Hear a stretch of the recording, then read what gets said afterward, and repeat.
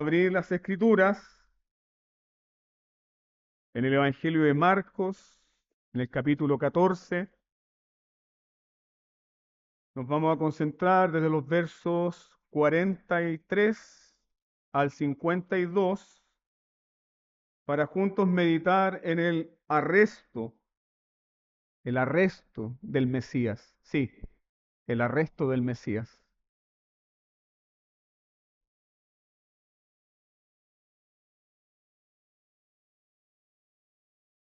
Si ya tiene el texto, siga atentamente la lectura de la palabra de Dios. Luego, hablando él aún, vino Judas, que era uno de los 12, y con él mucha gente con espadas y palos, de parte de los principales sacerdotes y de los escribas y de los ancianos.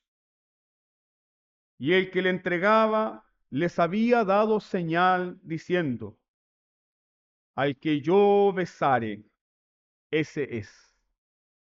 Prendedle y llevadle con seguridad. Y cuando vino, se acercó luego a él y le dijo: Maestro, maestro, y le besó.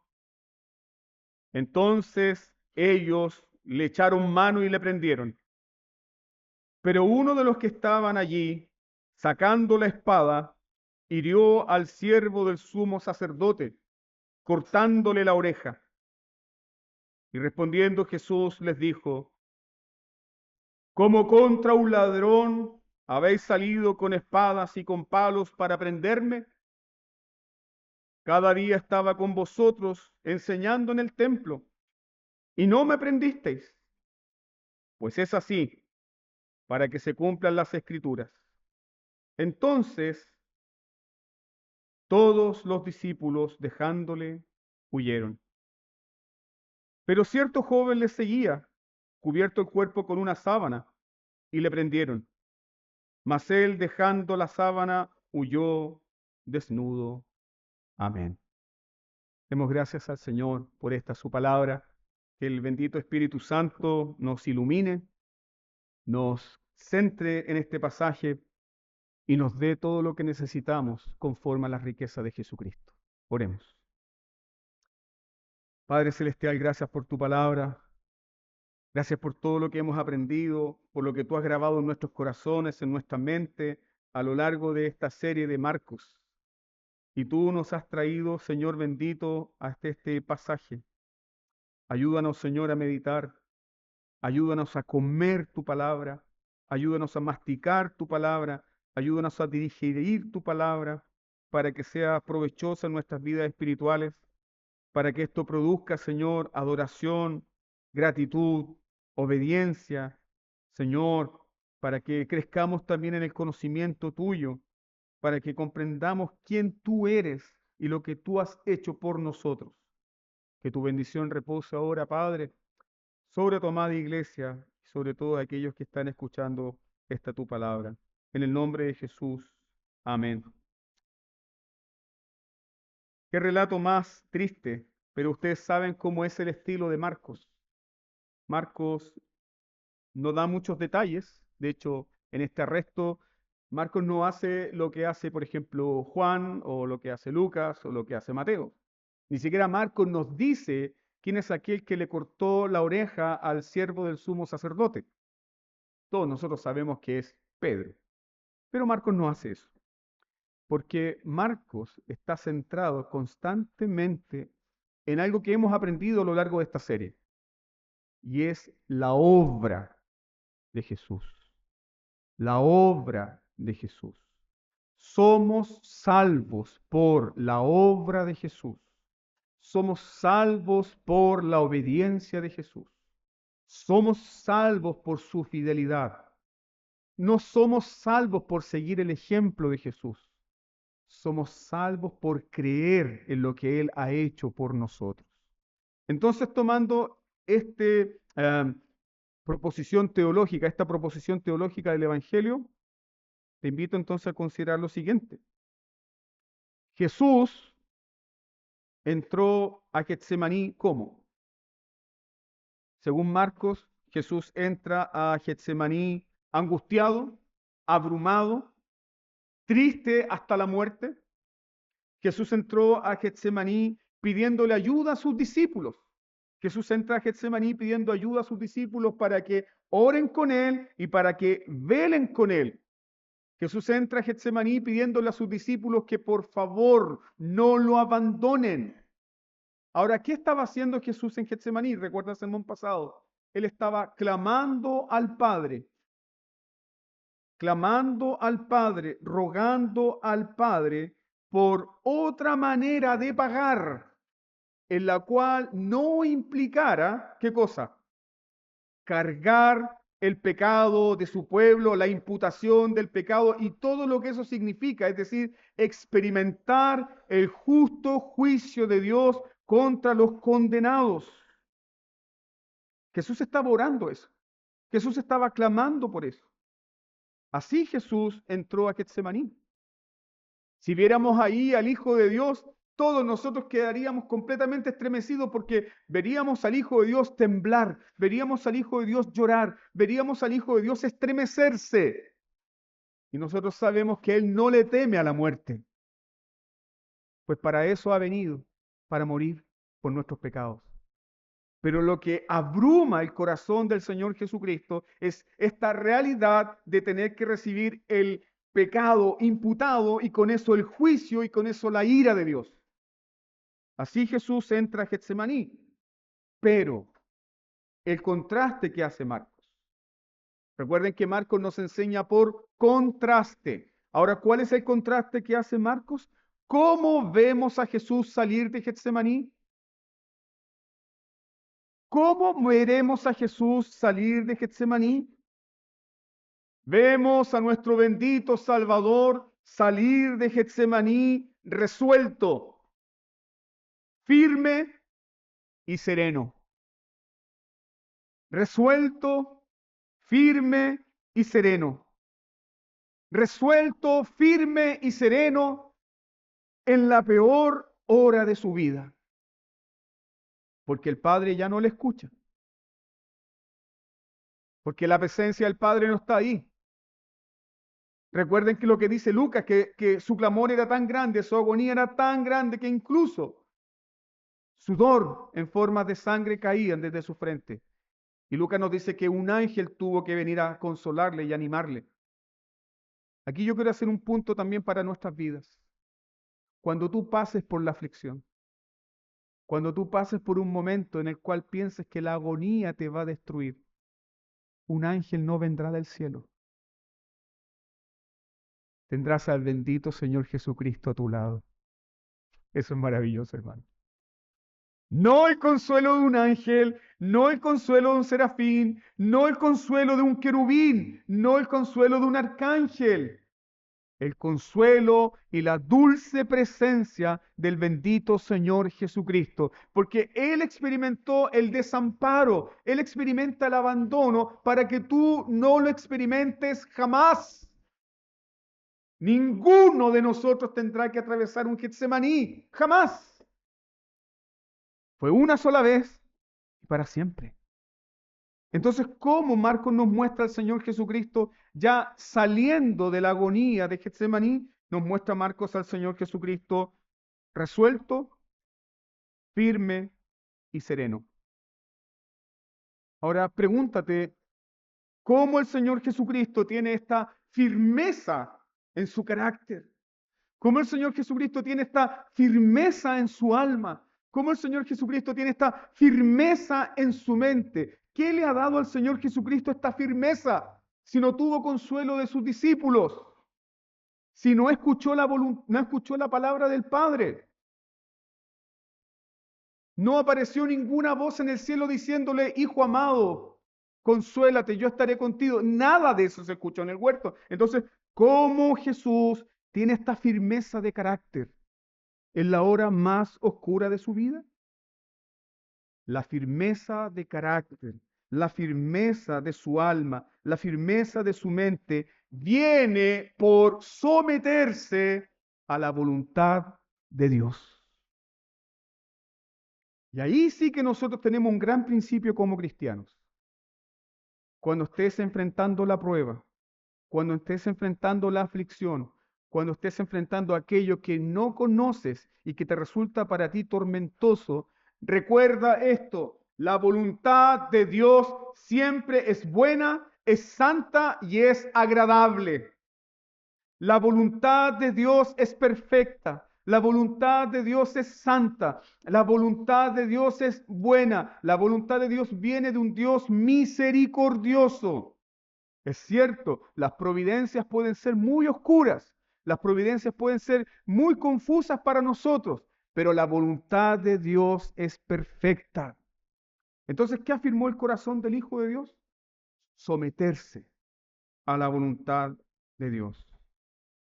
Recuerda lo que el Señor dice, Juan capítulo 4, versículo 34. No lo que yo quiero, sino lo que tú. Mi comida es que haga la voluntad del que me envió y que acabe su obra. Juan 6:38. He descendido del cielo, dice Jesús, para no hacer mi voluntad, sino la voluntad del que me envió. La voluntad para Jesús, la voluntad de Dios para Jesús no es una carga amarga. Jesús dice que es su comida. Jesús dice que es su delicia. Jesús nos enseña con esto que la voluntad de Dios es el fundamento de su obra redentora. La voluntad de Dios es el fundamento de su obra redentora. Y el autor de los Hebreos, el autor de la carta a los Hebreos, cuando habla de los padecimientos de Cristo, siempre lo enmarca en la disposición y la firmeza que Jesús tiene para hacer la voluntad de Dios. Es por eso que el autor de los Hebreos cita el Salmo 40 y hace esto. Al citar el Salmo 40, el autor de los Hebreos dice que es Jesús quien habla en los salmos. Que dice el Salmo 40: He aquí vengo, oh Dios, para hacer tu voluntad. El hacer, Dios mío, tu voluntad me ha agradado y tu ley está en medio de mi corazón. Esa es la razón por la cual Dios nos salva. Somos salvados, somos perdonados, somos recibidos, somos adoptados, somos justificados porque uno solo obedeció y se sometió a la voluntad de Dios plenamente y perfectamente. Esta es la obediencia que nos salva. Entonces Jesús, al someterse a niveles más profundos de obediencia a Dios, Jesús hizo esto. Se santificó a sí mismo. Pare, pastor. ¿Cómo es eso que se santificó a sí mismo? Si Jesús no peca y no puede pecar. ¿Qué quiere decir esto que se santificó a sí mismo? Santificarse es consagrarse. Santificarse es dedicarse. En Juan 17, Jesús dice, yo me santifico por ellos a mí mismo. Es decir, Jesús, al entregarse por nosotros, al cumplir el plan redentor, Él como hombre experimenta niveles mucho más profundos de obediencia. Al someterse a la voluntad de Dios y al dedicarse a Dios en cuerpo y alma, incluso a través de sus sufrimientos. Escuche lo que dice el autor de los Hebreos, Hebreos capítulo 5, versículo 7 al 8.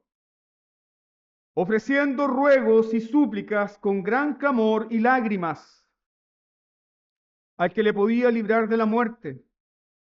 Aunque era hijo, por lo que padeció, aprendió obediencia. ¿Qué necesitaba Jesús aprender? Obediencia. ¿Cómo aprendió esa obediencia?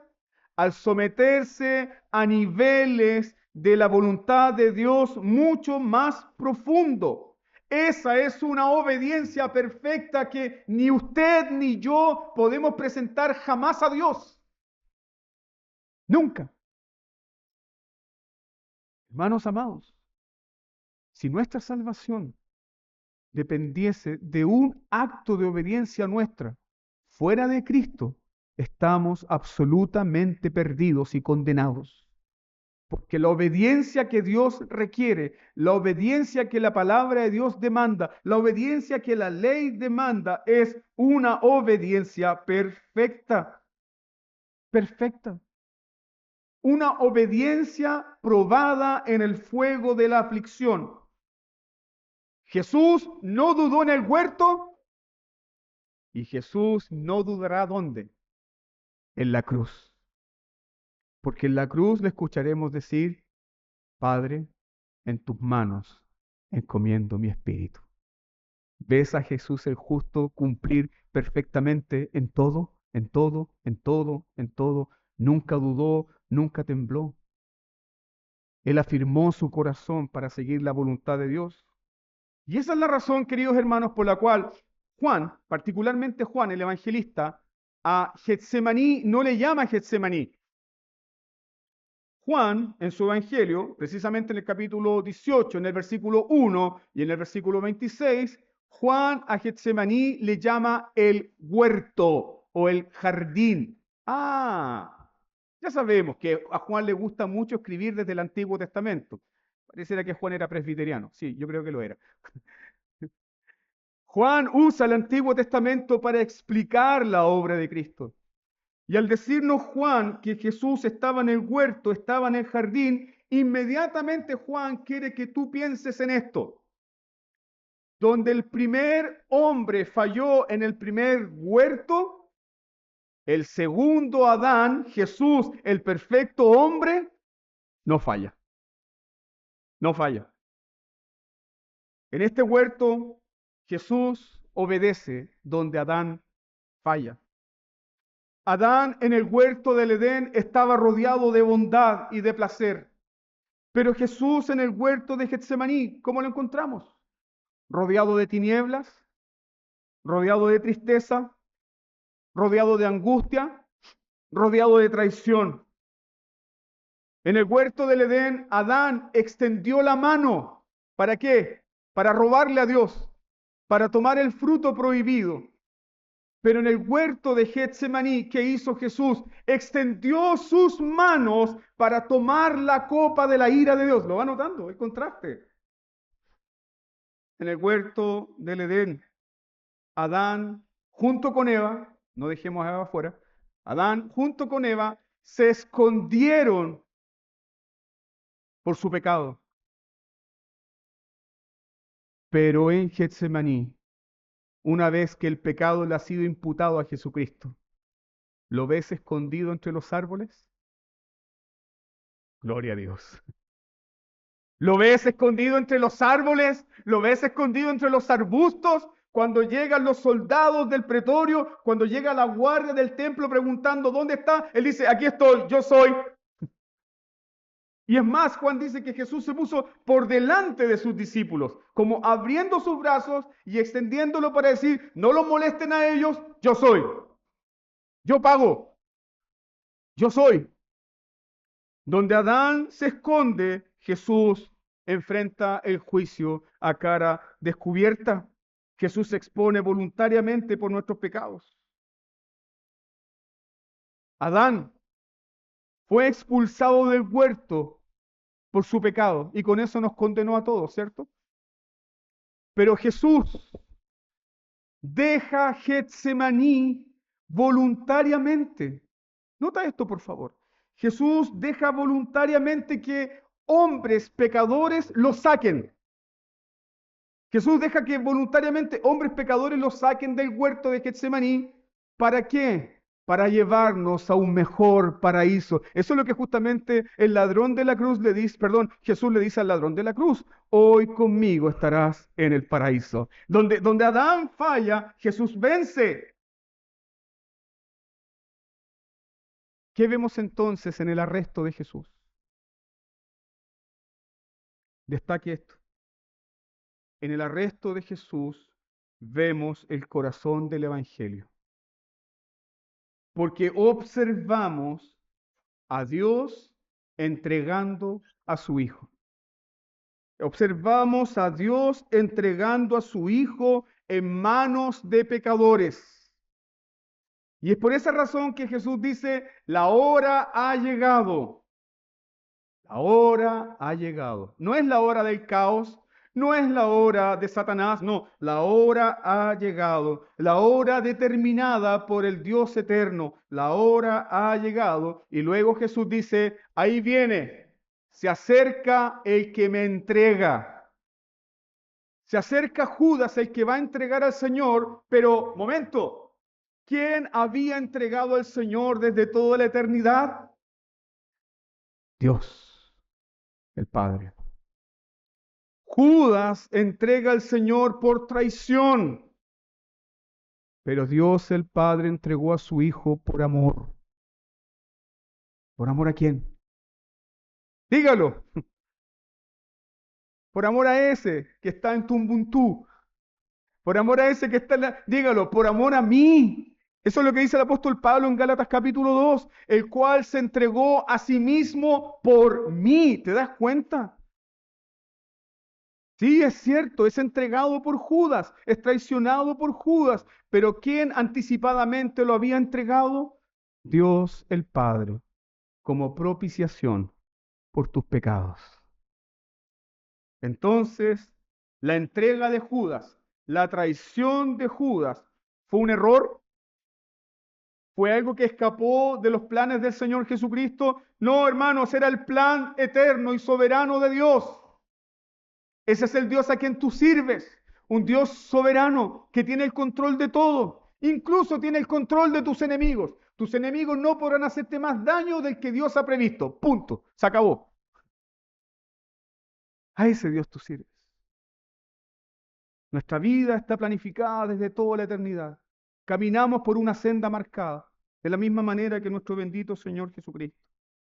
Ahora, ¿cómo Marcos llama la atención a Judas? Mira por favor aquí el texto, porque es muy revelador. Versículo 43.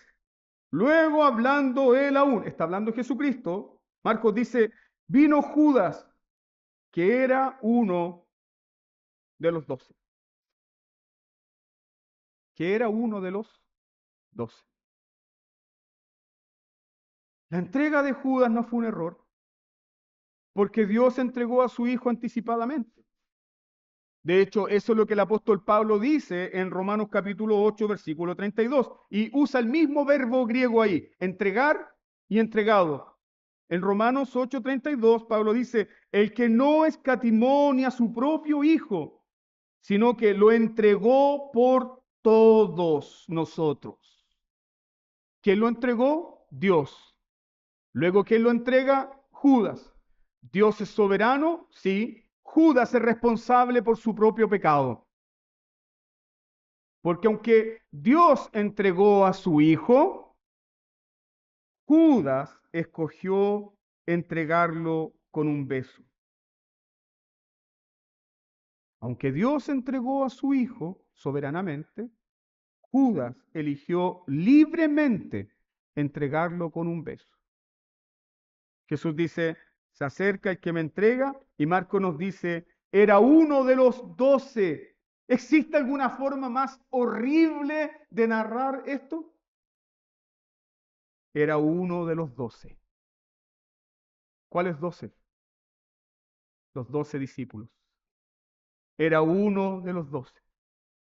No un enemigo, no un escriba, no un sacerdote, no un soldado de Herodes, era uno de los 12. No un desconocido, no un enemigo declarado, uno de los 12. Uno de los 12 que había sido llamado por Jesús. Uno de los 12 que había sido formado por Jesús. Uno de los 12 que había sido amado por Jesús. Uno de los 12 que había sido enviado por Jesús. Qué cosa tan horrible tenemos en la vida de Judas. En esto que la palabra de Dios nos dice en esta mañana. Qué cosa tan horrible es estar cerca de Jesús, pero sin conocimiento real de quién es Jesús. Qué cosa tan horrible, hermano. Por favor, medite en esto. Por el bien de su alma.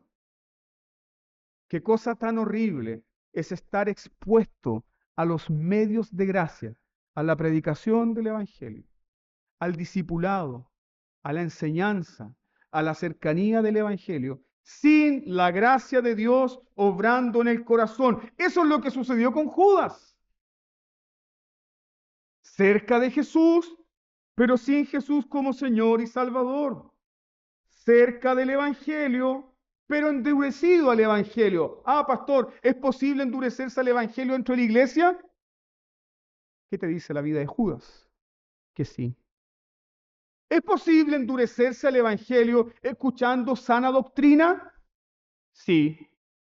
¿Es posible endurecerse al Evangelio escuchando la fe reformada? Sí, es posible. ¿Es posible endurecerse al Evangelio escuchando doctrina bíblica? Sí, porque eso ocurrió con Judas.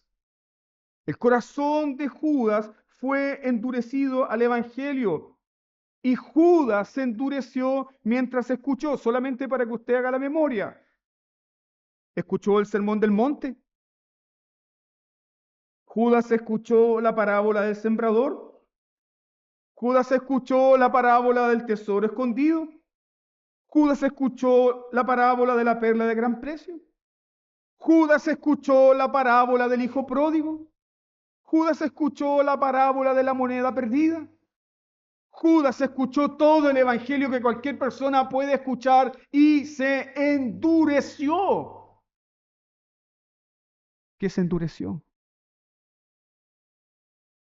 Algo que puede suceder dentro de la iglesia. Por no oír con fe. No escuchar con fe. Ah, pero pastor, es que Judas nunca tuvo una experiencia del poder de Dios. Ah, sí. ¿Judas experimentó el poder de Dios? Sí. Lucas capítulo 10. Judas experimentó los milagros y Judas experimentó el poder de la predicación del Evangelio. Judas experimentó el poder expulsar demonios. ¿Recuerda lo que dicen los discípulos? Hasta los demonios se nos sujetan. ¿Qué les dijo Jesús? No se gocen. No se gocen de eso. No se gocen que los demonios se les sujetan. Gócense de que vuestros nombres están escritos en los cielos. Gócense de estas cosas. Entonces medita en esto por amor de tu alma. Judas recibió autoridad para predicar el evangelio y para echar fuera demonios, pero él nunca fue liberado del diablo. Piensa por un momento. Judas le predicó a otros la dulzura del evangelio, pero él mismo estaba en la amargura de la hiel del pecado. Judas habló, por cierto, a otros de libertad. Judas, por cierto, habló a otros del Señor Jesucristo, pero él nunca experimentó la salvación. Esa es la razón por la cual nuestro Señor Jesucristo advierte de esto. Voy a citar este versículo, Mateo 7, 22 y 23. Escucha la advertencia que el Señor hace. Muchos me dirán en aquel día, muchos, no pocos. Muchos me dirán en aquel día, Señor, Señor, profetizamos en tu nombre, echamos fuera demonios, hicimos muchos milagros. Entonces les declararé, nunca os conocí, apartaos de mí, hacedores de maldad. ¿Sabes por qué ahí se repite la palabra Señor, Señor dos veces? Ustedes saben que los hebreos no utilizan ni comillas ni subrayar, ni tampoco corchetes. Entonces la repetición es un símbolo de intimidad. La repetición es un símbolo de intimidad. Muchos me dirán en aquel día, Señor, Señor, Señor, Señor. ¿Es posible entonces endurecerse al Evangelio dentro de la iglesia? Sí. ¿Es posible ser un traidor como Judas dentro de la iglesia? Sí. ¿Es posible apostatar de la fe dentro de la iglesia? Sí, es posible. Por eso debemos temer y examinar nuestros corazones. Judas tuvo lo que cualquier hombre común en esta tierra podría experimentar a través de los bienes temporales del Evangelio. El Evangelio, la presencia del Señor, la comunión, pero Judas no experimentó un nuevo nacimiento. Yo he escuchado a muchos predicadores por ahí decir que Judas era un buen discípulo hasta que traicionó a Jesús. ¿Era un buen discípulo hasta que traicionó a Jesús? No, hermanos. Judas nunca estuvo bien. Judas nunca fue un buen discípulo. Judas estaba muerto en sus delitos y en sus pecados. Judas era un esclavo del mundo y de Satanás. Judas era como cualquiera de nosotros, sin salvación. Como cualquiera de nosotros, sin un nuevo corazón. Entonces, ¿por qué se pierde? Bueno, era el hijo de perdición, sí. Pero es responsable. Eso es lo que enfatiza el texto. ¿Es responsable de qué? A él se le presenta el Evangelio, los bienes temporales del Evangelio, se le hace el llamado y por su propia incredulidad, Judas se pierde. Judas escuchó la advertencia, uno de vosotros es diablo. Uno de vosotros es diablo. ¿Qué dijeron todos los discípulos? ¿Seré yo? Pero no escuchamos a Judas decir eso. Luego Jesús dice, bueno le fuera a ese hombre no haber nacido. Bueno le fuera a ese hombre no haber nacido, pero no creyó. Judas no creyó y en su acto de incredulidad corrió a vender a su maestro. Y al vender a su maestro con los sacerdotes, aquí viene lo más horrible de este pasaje. Conspiró contra Jesús y arregló una entrega utilizando el símbolo más delicado del amor. ¿Cuál es el símbolo más dedicado del amor? Lo que un recién nacido recibe de su madre. Lo que un recién parido recibe de su madre cuando lo tiene en sus brazos. ¿Cuál es el símbolo más delicado del amor? Un beso. Un beso. Judas no creyó y conspiró contra Jesús y arregló su entrega con un beso. Judas dice, al que yo besare, ese es prendedle y llevadle con seguridad. Notemos el detalle del arreglo del beso. ¿Ustedes creen que simplemente fue un beso en la mejilla así rozando? Palabra griega ahí habla de un beso efusivo. Al que yo besare, porque esa era la señal, al que yo besare. Judas no dijo al más fornido, Judas no dijo al más alto, Judas no dijo al rubio de ojos azules, Judas no dijo al de 1,90 m. Judas dijo al que yo besare, ese es. ¿Por qué crees tú que Judas tuvo que dar esa señal? Porque el profeta Isaías dice que Jesús no tenía apariencia para que le deseemos. Era un hombre común. Todo judío tenía 2 o 3 túnicas. Jesús tenía una sola túnica y más encima prestada. No tenía tumba, su tumba fue prestada. Cuando fue al templo a predicar acerca de a quién se debe dar tributo, tuvo que conseguir una moneda, no tenía moneda. Ante los ojos humanos completamente despreciable.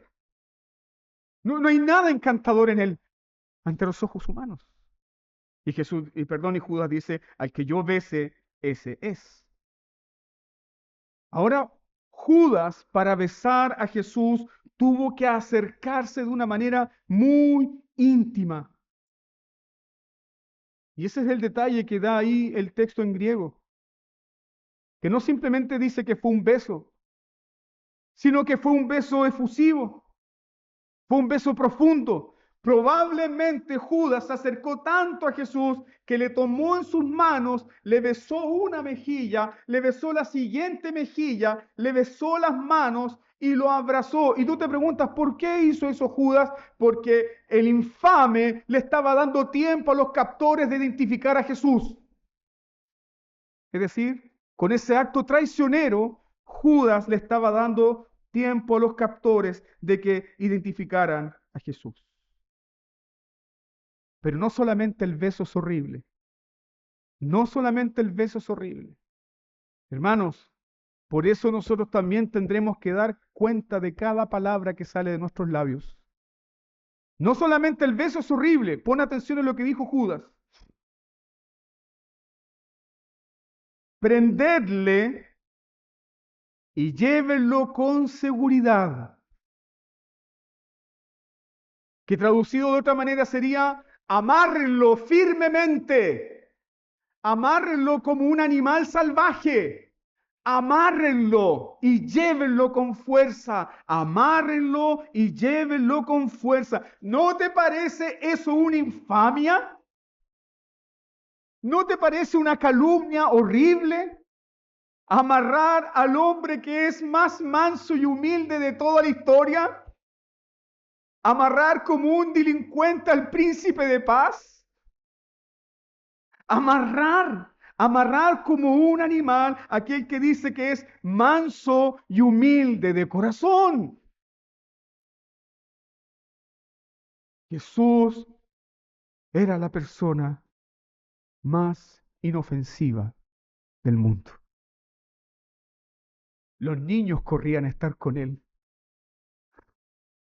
Las mujeres se sentían seguros en su presencia. Los pecadores de cualquier tipo corrían para estar con él. ¿Te parece un hombre violento?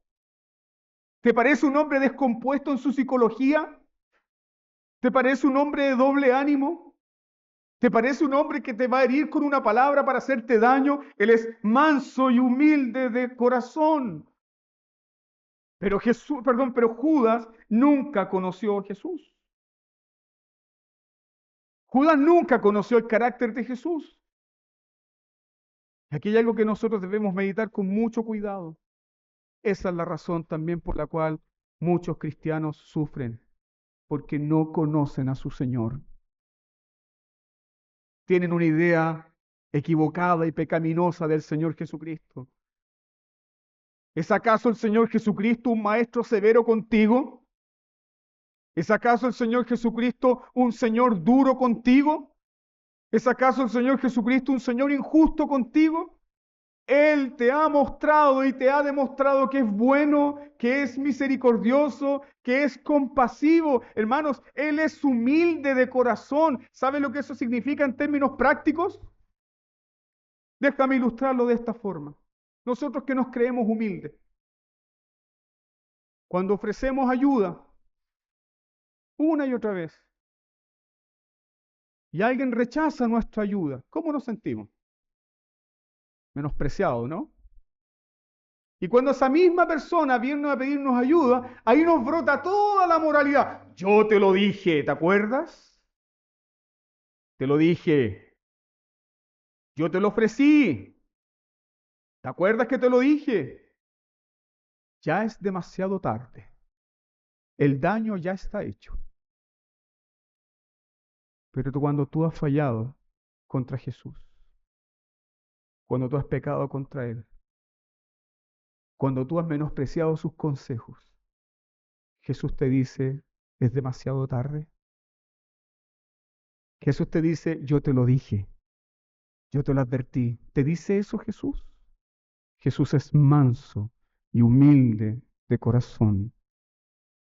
Manso y humilde de corazón. Pero Judas no lo conocía. Si había alguien a quien tenían que amarrar en ese huerto, no era Jesús. Ya sabemos quién es. Ya sabemos quién es. Si había alguien a quien tenían que amarrar en las manos, no era Jesús, era Pedro. Porque Pedro es impulsivo, porque Pedro es violento, porque Pedro es soberbio, porque Pedro es orgulloso. Pero no Jesús. Entonces, con la traición de Judas, ¿sabe lo que ocurre, hermano mío? Con el beso de Judas, con la traición de Judas, con las palabras de Judas, comienzan todas las burlas y comienzan todos los menosprecios hacia el Mesías. Judas con su beso traidor, Judas con sus palabras, maestro, maestro, da pie, da inicio a todas las traiciones y a todas las burlas y a todos los menosprecios que va a experimentar Jesús. ¿Como cuáles? Más adelante en el juicio comenzarán los soldados a bofetearle y a decirle, profetiza. Más adelante los soldados romanos lo van a desnudar y le van a vestir de púrpura, le van a colocar una corona de espinas, le pegarán con un palo y van a decir, salve, oh rey. La traición de Judas, el beso de Judas, las palabras de Judas te demuestran una sola cosa, de lo que es posible tu corazón. Sí, hermano. De eso es capaz el ser humano. ¿Sabe lo que hizo Judas? Fue un deicidio. ¿Sabe lo que es deicidio? Un asesinato contra Dios. ¿De qué es posible tu corazón? De eso. Pero por muy horrible, hermano mío, por muy horrible que sea el corazón de Judas y por muy horrible que sean nuestros propios corazones, contempla ahora el corazón de Jesús de esta manera. Yo te invito a que contemples el corazón de Jesús ahora de esta forma. Porque cuando Judas lo besó, Mateo, que es aquel que también comparte esta historia, este relato, dice que Jesús le dijo a Judas, amigo, ¿a qué has venido? Amigo, ¿a qué has venido? ¿Te parece que Jesús está hablando por hablar ahí? ¿Te parece que Jesús es un fascineroso? ¿Te parece que Jesús es un hipócrita, un cínico? ¿Te parece que Jesús es alguien de falsa piedad? ¿O Jesús está hablando verdad? Amigo, ¿a qué has venido? ¿Por qué crees tú que Jesús le dijo a Judas, amigo, ¿a qué has venido? Después que Judas ya la había besado, después de que Judas ya estaba acompañado con todos sus captores. ¿Por qué crees tú que Jesús le dijo, amigo, ¿a qué has venido? ¿Quién es Jesús? ¿Qué decía la gente de Jesús? Jesús es amigo de los pecadores. Gloria a Dios. Él es el amigo de los pecadores. Amigo de pecadores. Amigo de gente que falla. Amigo de gente que traiciona. Amigo de gente que peca. Él es el amigo de los pecadores. Por lo tanto, ¿qué Jesús estaba haciendo con Judas? Jesús le estaba extendiendo a Judas el último llamado, la última confrontación, la última palabra de advertencia, la última palabra de gracia y de misericordia. Amigo, ¿a qué has venido? Amigo, tú sabes que yo soy amigo de los pecadores. ¿A qué has venido? Pero Judas no respondió. Judas no respondió. Judas no respondió ni arrepentimiento ni en fe.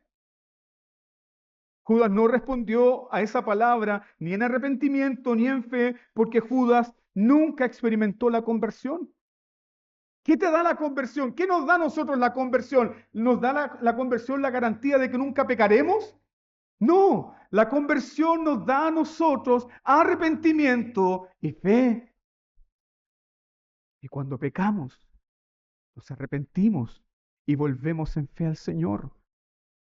Pero Judas no lo hizo.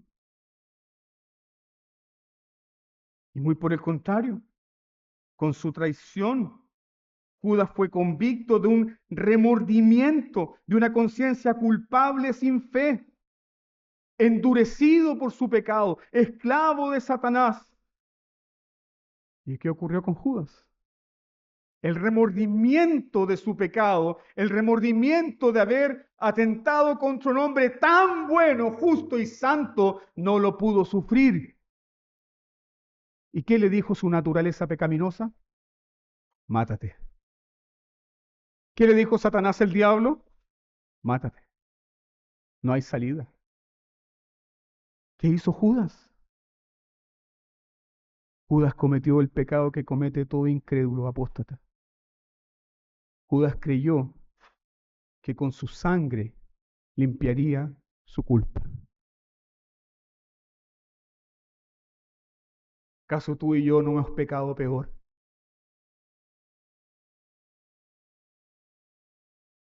¿Acaso tú y yo no hemos pecado peor? ¿Y dónde lavamos nuestras culpas? ¿Dónde lavamos nuestros pecados? ¿Autodestruirnos? ¿Vicio? ¿Placeres? ¿Huir? ¿Escapar? ¿Dónde tú, cristiano, lavas tus culpas? ¿Dónde tú, cristiano, lavas tus fracasos? ¿Dónde tú lo haces?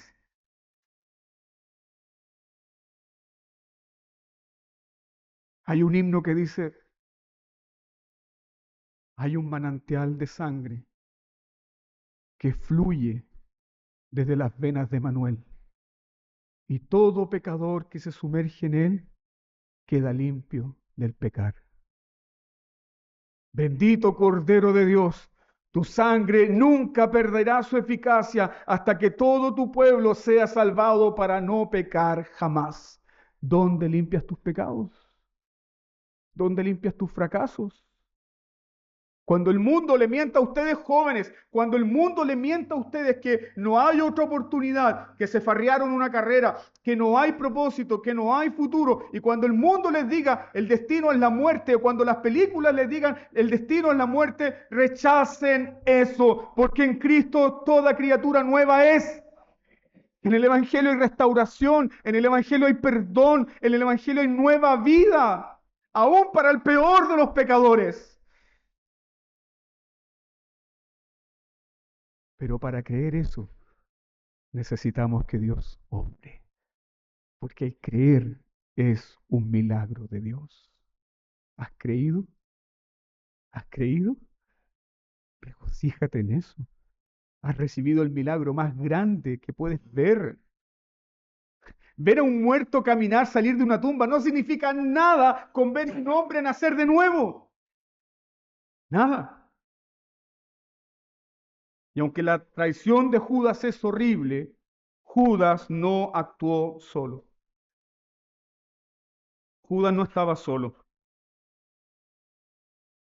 Marcos nos dice que una multitud llegó con Judas al huerto y la multitud que acompaña a Judas, piensen esto, representa lo mejor de Israel desde el punto de vista institucional, porque ahí están representantes de los sacerdotes, representantes de los escribas, representantes de los ancianos. ¿Cuál es el trabajo de los sacerdotes, los ancianos y los escribas? El trabajo de ellos era conocer la ley, y al conocer la ley, conocerían al Mesías. Pero ellos estaban ciegos, ciegos. Tenían al Mesías delante de sus ojos, pero ellos estaban ciegos. No vieron a su Mesías y no lo vieron y lo trataron como un criminal. Pero en ese grupo también hay otro que no entiende todavía, que no entiende que Jesús va a morir, que no comprende que es el plan de Dios que Jesús sea entregado. Entonces Pedro impulsivamente toma la espada y le corta la oreja al siervo del sumo sacerdote llamado Malco. ¿Qué pasa por la mente de Pedro? Pedro cree que el reino de Dios avanza por la espada, pero Jesús dice que el reino de Dios avanza por la cruz.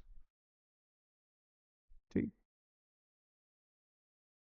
Jesús entonces los confronta Jesús confronta a toda esta gente que lo está tratando como un criminal. Jesús confronta a toda esta gente que lo trata como si fuese un delincuente, un ladrón. Y Jesús dice, día tras día estaba con vosotros enseñando en el templo y no me prendieron, no me agarraron, no me tomaron. ¿Por qué ahora?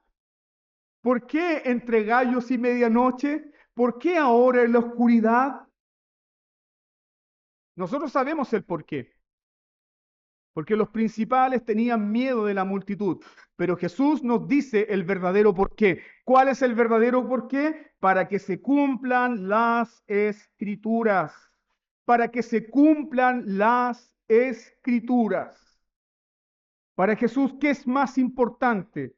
¿Su sufrimiento o que se cumplan las escrituras? Que se cumplan las escrituras. Para que se cumplan las escrituras. En el Evangelio de Juan, cuando los soldados, los captores y la corte romana llegó a buscar a Jesús, Jesús dijo, yo soy. ¿Se recuerdan? Si recuerdan ese sermón, lo pueden buscar en YouTube. ¿Y qué ocurrió? Todos los soldados retrocedieron y cayeron del suelo. Cayeron en tierra. Entonces, en el huerto se demuestra quién tiene el control de todo. ¿Quién mantiene el control? Jesús. ¿Te parece entonces un arresto forzoso? ¿Te parece que a Jesús lo están arrastrando hacia el juicio? No, Él va con paso firme y con paso sereno, decidido a morir por ti, por mí, por todo su pueblo. Él tiene todo en control. Jesús no es una víctima impotente. Jesús es el Hijo obediente. Jesús no ha arrastrado a la cruz, no fue arrastrado a la cruz. Jesús va a la cruz con gozo. En el Antiguo Testamento vemos un hombre que también lo amarraron, ¿o no? Cuyo nombre significa pequeño sol, Sansón. Y a ese hombre lo amarraron con sogas. ¿Y qué hizo con su poder? Rompió las sogas. Pero ¿qué hizo Jesús? No el pequeño sol, sino el sol de justicia. ¿Qué hizo Jesús? Él se sometió voluntariamente a sus captores, porque someterse voluntariamente a sus captores significa ir a la cruz y morir por su pueblo. No desperdició su poder, no utilizó jamás su poder para ir contra la voluntad de Dios. Y es por eso que Jesús le dice a Pedro, Pedro, ¿no sabes que si ahora yo clamo a ángeles del cielo vendrán por lo menos 6 legiones? Guarda tu espada, Pedro. Tu espada y tu valentía, Pedro, aquí no sirve de nada. Tu valentía, Pedro, no sirve de nada. Entonces, para que se cumplan las escrituras, ¿qué nos dice Marcos? Mira el versículo 50. Para que se cumplan las escrituras, Marcos en el versículo 50 nos dice, entonces, inmediatamente, entonces todos los discípulos, dejándole, huyeron. Todos. Los mismos que decían, Señor, estaré contigo hasta la muerte. Los mismos que decían, Señor, yo no te abandonaré. Los mismos que decían, Señor, yo te acompañaré siempre. ¿Qué había ocurrido con ellos? Ellos no velaron, ellos no oraron, ellos confiaron en el brazo de la carne. Y cuando vino la prueba, la carne le falló. Como muchas veces ocurre contigo, ¿no? Confías en la carne, confías en el brazo de la carne, confías en tu astucia, confías en tu seguridad, abandonas al Señor, dejas al Señor porque confías en tu inteligencia y en tu sabiduría. Y cuando viene la prueba, la carne te falla. ¿Y qué haces ahí? Vuelves al Señor. ¿Y qué te dice el Señor? Te lo dije. No. El que a mí viene, no le echo fuera. Que a mí viene, no le echo fuera. Entonces se cumplieron las escrituras. ¿Qué decía la escritura del arresto de Jesús? El profeta Zacarías dijo, heriré al pastor y las ovejas serán dispersas. Heriré al pastor y las ovejas serán dispersas. Y Marcos entonces subraya esto enfáticamente. Entonces todos le abandonaron. Y ese todos le abandonaron incluye también al autor de este evangelio. Vamos a entrar en detalle en eso ahora. Ese todos le abandonaron incluye también al autor de este evangelio. ¿Quién es el autor de este evangelio? Juan Marcos. Los eruditos y estudiosos del Nuevo Testamento dicen que este joven que aparece aquí, desde el verso 51 hasta el verso 52, es el propio Juan Marcos, que incluyó su historia dentro de esta narrativa. Es el propio Juan Marcos que se mete en la historia para decir, yo también, yo también, yo también estaba ahí. Pero al incluir este relato, Juan Marcos nos dice una sola cosa: yo también huí, yo también escapé, yo también fracasé, yo también abandoné a mi maestro. Ahora, ¿cuáles son los argumentos que dan los eruditos para creer que era Juan Marcos? Bueno, los discípulos, en Hechos capítulo 12, versículo 12, se reunían en la casa de María. María era una mujer muy adinerada. María, madre de Juan Marcos. También dicen los estudiosos del Nuevo Testamento que probablemente la última cena se celebró en casa de María. Por lo tanto, es lógico pensar que el primer lugar donde fue Judas con los soldados fue a esa casa. Y Juan Marcos, escuchando del alboroto, los siguió. Ahora, ¿cómo sabemos que pudo haber sido así y que lo siguió? Bueno, Juan Marcos dice que este joven iba vestido con una sábana, pero no piense usted que estas sábanas típicas, comunes y corrientes que nosotros usamos, era un lienzo fino. Y eso denota entonces un poder, riqueza, un lienzo fino. Probablemente entonces Juan Marcos escuchó del alboroto, escuchó que estaban persiguiendo a Jesús, siguió tras de los captores y llegó al huerto. Y cuando presenció lo que estaba ocurriendo ahí, él se dio cuenta de la gravedad del asunto, intentó escapar, lo tomaron de la sábana y quedó ¿cómo? Desnudo. Desnudo, quedar desnudo, es la vergüenza más grande que puede experimentar un ser humano. Es el fracaso más grande moralmente en la Biblia, quedar desnudo y expuesto delante de otros. Juan Marcos nos dice eso entonces, ¿para qué? Para enseñarnos a nosotros que él también falló, que él también fracasó. Yo también fracasé vergonzosamente, nos dice Juan Marcos. Preguntas para aplicación a nuestra vida. ¿Estás huyendo del Señor?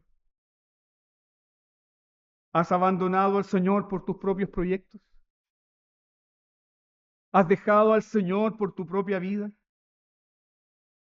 ¿Has dejado al Señor, has abandonado al Señor por el pecado de tu propia incredulidad? ¿Has abandonado al Señor por tus afanes? ¿Has abandonado al Señor por temor al futuro? ¿Has abandonado al Señor porque tienes miedo de algo y no lo quieres seguir? ¿Porque es muy grande su discipulado y muy costoso? ¿Eres tú uno de los que abandonan a Cristo? Como estos discípulos. ¿Hemos sido uno de estos discípulos más de los que abandonan a Jesús? Y hemos experimentado también la vergüenza de haber abandonado al Señor y hemos quedado expuestos como Juan Marcos, desnudos. Tal vez eso te ha ocurrido. Tal vez te ocurrió. Tal vez ya pasaste por la vergüenza de quedar completamente expuesto por abandonar al Señor Jesucristo. ¿Qué nos dice el Evangelio? El Evangelio nos muestra que el fracaso humano solamente es el telón de fondo para contemplar la victoria de Cristo. Hay salvación para el más grande de los traidores. Hay salvación para todos aquellos que han abandonado al Señor. Eso nos dice esta historia. Porque Jesús, cuando fue abandonado por sus discípulos, Él no se detuvo en su camino hacia el Gólgota. Él siguió caminando. ¿Por quién? Por esos mismos que le abandonaron. Es cierto, Los discípulos salieron del huerto, sí, pero no salieron del corazón de Jesús. Nunca, nunca. ¿Recuerda que llevaba en su pecho el sumo sacerdote cuando hacía la expiación? Él en su pecho tenía los nombres de cada tribu de Israel. Aunque sus discípulos le abandonaron, ellos no salieron del corazón de Jesús. Aunque los discípulos le soltaron y escaparon cobardemente, Jesús no los soltó y por eso son salvos. Y ese es el goce más grande también para nosotros. Podemos soltarnos de Jesús, pero Él nunca nos dejará, nunca nos desamparará. Somos su pueblo, somos sus ovejas.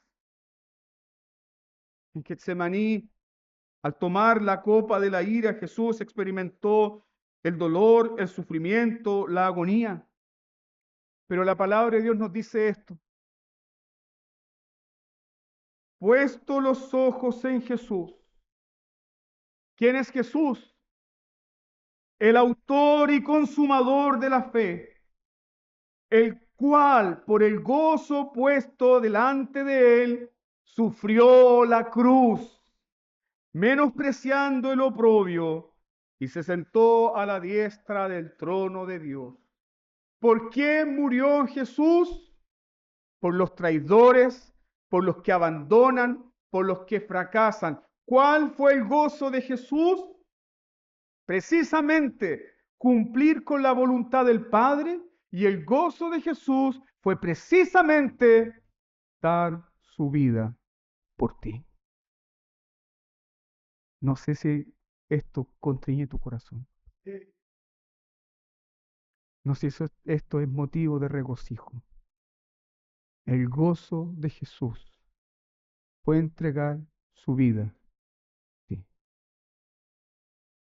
Por esa razón, ni lo alto, ni lo bajo, ni lo ancho, ni ninguna otra cosa creada nos podrá separar del amor de Dios, que es en Cristo Jesús, Señor nuestro. Al recibir entonces esta palabra, ¿qué nos enseña la historia bíblica? Que también hay restauración para los que han abandonado al Señor. Tal vez en tu juventud abandonaste al Señor, tal vez en un episodio en tu vida cristiana abandonaste al Señor y muchas veces ese remordimiento no te deja avanzar. Bueno, Juan Marcos dice, yo también lo hice, pero también lo hizo. Juan también lo hizo, pero ¿qué nos dice Juan? Él nos amó a nosotros primero y por eso le amamos. Entonces, hermano mío, ven a Jesús y lava tus culpas en su sangre y hallaréis descanso para vuestra alma. Dios bendiga su palabra en nosotros. Demos gracias al Señor.